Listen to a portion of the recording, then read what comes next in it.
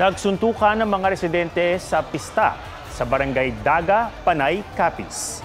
May mga pulis pero hindi pa rin maawat ang mga sangkot sa komosyon.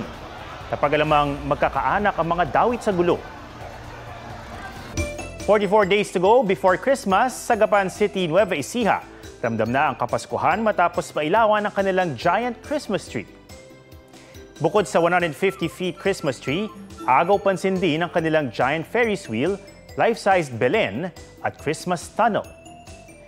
Tad-tad ng Christmas lights ang paligid gaya ng kanilang plaza. It's more fun nga raw sa Gapan dahil sa pagbubukas ng pinagandang Lumang Gapan kung saan makikita ang hilera ng mga lumang istruktura.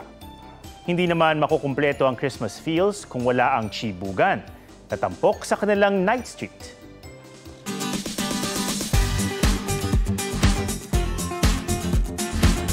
How deep is your love? Ang isang lalaki sumisid sa dagat para makapag-propose sa kanyang nobya. Pero ang romantic sanang wedding proposal naging kwela dahil sa aberya. Pusuan na yan sa report ni Oscar Oida.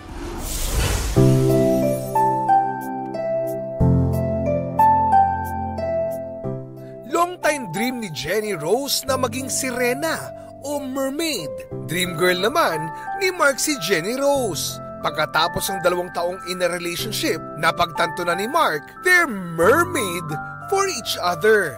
Naganap ang proposal habang nagdadive sa Mabini, Batangas. Underwater para inspired sa mermaid dreams ni Jenny Rose. Sa sobrang tuwa, mabilis na napa-I do si Jenny Rose at nakalunok ng tubig. Sa excitement naman ni Mark na isuot ang singsing kay Jenny Rose, nahulog niya ang engagement ring. Napalalim tuloy ang sisid ni Mark para makuha ang singsing. Tatawa ko sa kanya.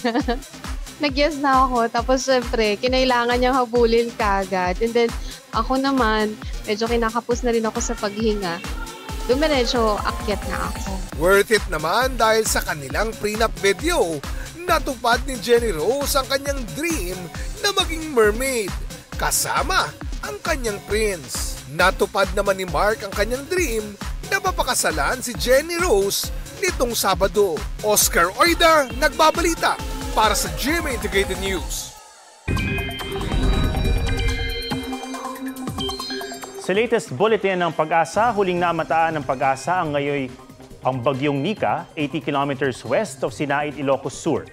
May lakas yan ng hangin mula sa gitna na 110 kilometers per hour at bugsong aabot sa 150 kilometers per hour. Patuloy nitong napanatili ang lakas habang kumikilos sa West Philippine Sea. Nakataas ang signal number 2 sa Ilocos Norte, Ilocos Sur at Abra. Signal number 1 naman sa La Union, northwestern portion ng Pangasinan, Apayao, Kalinga, Mountain Province, Ifugao, Benguet, Cagayan, kabilang ang Babuyan Islands at northwestern portion ng Isabela. Sa forecast track ng Pag-asa, posible lang lumabas ng Philippine Area of Responsibility ang bagyong Nika bukas ng umaga.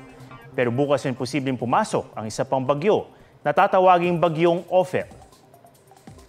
Sa pangunguna ng GMA Network, nakipagkapit-bisig ang COMELEC at halos 50 organisasyon mula sa media, election watchdog groups at academic institutions para magbigay o magbantay alang-alang sa katotohanan sa bayan.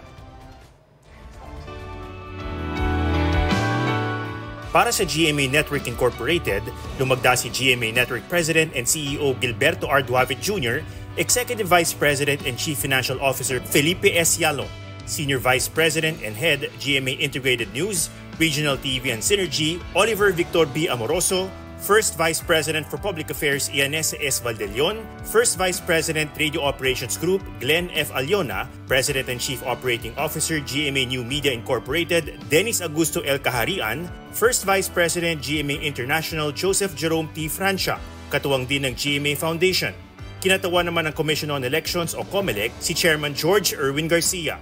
Kapartner din sa pagtutok ang mga respetadong media group at academic institution, pati ang iba't ibang kolehiyo at universidad sa Luzon, Visayas at Mindanao. Kasama ring magbabantay ang Philippine Bar Association, Chamber of Commerce of the Philippine Islands at React Philippines. Sumusuporta rin ang YouTube. Ngayong araw din inilunsad ang Dapat Totoo Election Advocacy Campaign. Together we are here to ensure that every Filipino, whether in urban cities or remote places in the archipelago, or wherever in the world he or she may be, has access to information that is comprehensive, timely, accurate, in order to make objective and empowered decisions at the polls. Everything is at stake in this election. Kailangan ng suporta ng lahat, lalong-lalo na yung mga kasamahan natin sa media, lalo na yung nagpapahatid ng katotohanan at tamang balita. Yan po yung advokasya natin at dapat kung ano yung totoo lang.